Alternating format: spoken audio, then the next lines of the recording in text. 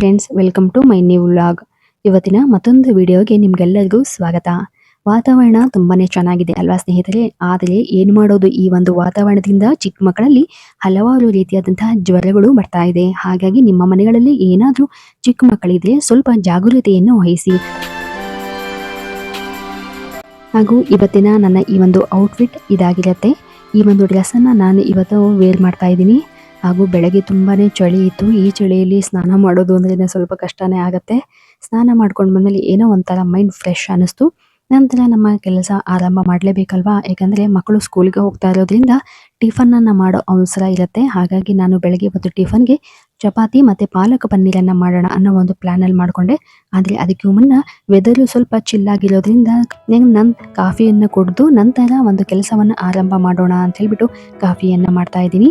ಕಾಫಿಯನ್ನ ಕುಡಿದು ನಂತರ ನನ್ನ ಕೆಲಸವನ್ನ ನಾನು ಆರಂಭ ಮಾಡಿದ್ದೀನಿ. ಹಾಗೂ ಬೆಳಗ್ಗೆ ಮಕ್ಕಳು ಸ್ಕೂಲಿಗೆ ಹೋಗ್ತಾರೆ ಅಂತಂದ್ರೆ ಏನೋ ಒಂಥರ ಅವಸರ ಅಲ್ವಾ.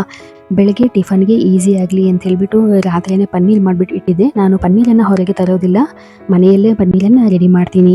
ಹಾಗೂ ಇದು ಹೆಲ್ತಿ ಆಗಿರುತ್ತೆ ಅನ್ನೋ ಒಂದು ಕಾರಣವೂ ಕೂಡ ಆಗಿರುತ್ತೆ. ಹಾಗಾಗಿ ಈ ಒಂದು ಪಾಲಕ್ ಪನ್ನೀರ್ ನೋಡ್ತಾ ಇದ್ದೀರಲ್ಲ, ಎಷ್ಟು ಟೇಸ್ಟಿ ಆಗಿತ್ತು ಅಂತಂದರೆ ತುಂಬಾ ಸೂಪರ್ ಆಗಿತ್ತು. ನನ್ನ ಮಗನಿಗೆ ಈ ಒಂದು ಪನ್ನೀರ್ ಅಂದರೆ ತುಂಬಾ ಇಷ್ಟ. ಪನ್ನೀರ್ದ ಯಾವುದೇ ರೆಸಿಪಿ ಅದನ್ನು ತುಂಬಾ ಇಷ್ಟಪಟ್ಟು ತಿಂತಾನೆ. ಇದು ನಮ್ಮ ಮನೇಲಿ ಇರ್ತಕ್ಕಂಥ ತುಳಸಿ ಗಿಡ. ಈ ಒಂದು ತುಳಸಿ ಗಿಡದ ಒಂದು ಪಾಟನ್ನು ಚೇಂಜ್ ಮಾಡಬೇಕಾಗಿತ್ತು. ಸೊ ಹಾಗಾಗಿ ಅದನ್ನು ನೋಡ್ತಾ ಇದ್ದೆ. ಸೊ ನನ್ನ ಚಿಕ್ಕ ಮಗ ಅಂತೂ ಮನೇಲಿ ಇರ್ತಾನೆ. ಹಾಗಾಗಿ ಯಾವಾಗಲೂ ಏನಾದರೂ ಕೆಲಸ ಮಾಡಬೇಕಾದ್ರೆ ಬಂದ್ಬಿಟ್ಟು ತಲೆ ತಿಂತಾನೆ ಇರ್ತಾನೆ. ಏನು ಮಾಡಬೇಕು ಅಂತ ಹೇಳ್ಬಿಟ್ಟು ಅವನಿಗೂ ಬೇಜಾರಾಗ್ತಾ ಇರುತ್ತೆ. ಯಾಕಂತಂದರೆ ಅವನ ಜೊತೆ ನಾವೇ ಆಟ ಆಡಬೇಕು ಅಲ್ವಾ. ಹಾಗಾಗಿ ನಂತರ ಮಸಾಲೆ ಬಾಕ್ಸು ಸ್ವಲ್ಪ ಗಲೀಜಾಗಿತ್ತು. ಹಾಗಾಗಿ ಮಸಾಲೆ ಬಾಕ್ಸ್ನ ಎಲ್ಲ ಸ್ವಲ್ಪ ನೀಟಾಗಿ ಕ್ಲೀನ್ ಮಾಡ್ಕೊಳ್ಳೋಣ ಅಂತ ಹೇಳ್ಬಿಟ್ಟು, ಯಾಕಂದರೆ ಪ್ರತಿನಿತ್ಯ ಈ ಒಂದು ಮಸಾಲೆ ಬಾಕ್ಸ್ನ ಅಡುಗೆಗೆ ತಗೊಳ್ತಾ ಇರ್ತೀವಲ್ವ. ಹಾಗಾಗಿ ಅಲ್ಲಲ್ಲೇ ಸ್ವಲ್ಪ ಕಲೆ ಆಗ್ತಾ ಇರುತ್ತೆ. ಹಾಗಾಗಿ ಅದನ್ನೆಲ್ಲ ನೀಟಾಗಿ ಒರೆಸ್ಕೊಂಡು ನೀಟಾಗಿ ಕ್ಲೀನ್ ಮಾಡ್ಕೊಂಡು ಎಲ್ಲ ಅದಕ್ಕೆ ಸಾಮಾನುಗಳನ್ನು ತುಂಬಿದೆ. ಹಾಗೂ ಬೆಳಗಿನ ಮಾರ್ನಿಂಗ್ ಅಂತೂ ತುಂಬಾ ಹೆವಿಯಾಗಿ ಶೆಡ್ಯೂಲ್ ಆಗಿರುತ್ತೆ. ಹಾಗೂ ಸರಿ, ಬೆಳಗ್ಗೆ ಏನೋ ತಿಂಡಿ ಆಯಿತು, ಮತ್ತು ಮಧ್ಯಾಹ್ನಕ್ಕೆ ಪ್ಲ್ಯಾನ್ ಮಾಡಲೇಬೇಕಲ್ವಾ. ಬೆಳಗ್ಗೆ ತಿಂಡಿ, ಮಧ್ಯಾಹ್ನ ಆದಮೇಲೆ ಸಂಜೆ ಆದಮೇಲೆ ರಾತ್ರಿ, ಹೀಗೆ ತಲೆಯಲ್ಲಿ ಏನು ಮಾಡೋದು ಅಂತ ಓಡ್ತಾನೇ ಇರುತ್ತೆ ಅಲ್ವಾ.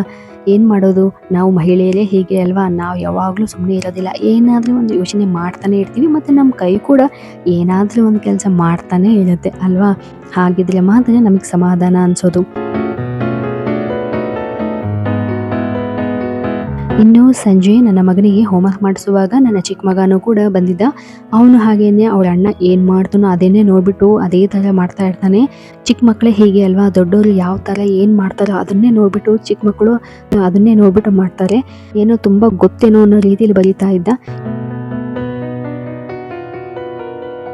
ಇನ್ನು ಈ ಒಂದು ಹೂವು ನಮ್ಮ ಒಂದು ಪಾಟಲ್ಲಿ ಬೆಳೆದಿದ್ದು ದಾಸವಾಳ ಹೂವು ತುಂಬಾ ಚೆನ್ನಾಗಿತ್ತು. ಇವಾಗ ತುಂಬ ಚೆನ್ನಾಗಿ ಬಂದಿದೆ. ಗಿಡ ಕೂಡ ತುಂಬಾ ಹೂ ಬಿಡ್ತಾ ಇರುತ್ತೆ. ಇವತ್ತು ಒಂದು ಹೂ ಬಿಟ್ಟಿತ್ತು, ಅದನ್ನು ನಾವು ಪೂಜೆಗೆ ಬೆಳೆಸ್ಕೊಂಡಿದ್ವಿ. ಸೊ ಇವತ್ತಿನ ದಿನ ನಾನು ಒಂದು ಚಿಕ್ಕದಾಗಿರ್ತಕ್ಕಂಥ ಒಂದು ವಿಡಿಯೋನ ಮಾಡಿದ್ದೀನಿ. ಈ ಒಂದು ವಿಡಿಯೋ ನಿಮಗೆಲ್ಲರಿಗೂ ಇಷ್ಟವಾಗಿದ್ರೆ ದಯವಿಟ್ಟು ನಮ್ಮ ವಿಡಿಯೋನ ಲೈಕ್ ಮಾಡಿ. ಮತ್ತು ಯಾರೆಲ್ಲ ನಮ್ಮ ಚಾನಲನ್ನು ಹೊಸದಾಗಿ ನೋಡ್ತಿದ್ದೀರಿ, ದಯವಿಟ್ಟು ನಮ್ಮ ಚಾನಲನ್ನು ಸಬ್ಸ್ಕ್ರೈಬ್ ಮಾಡಿ.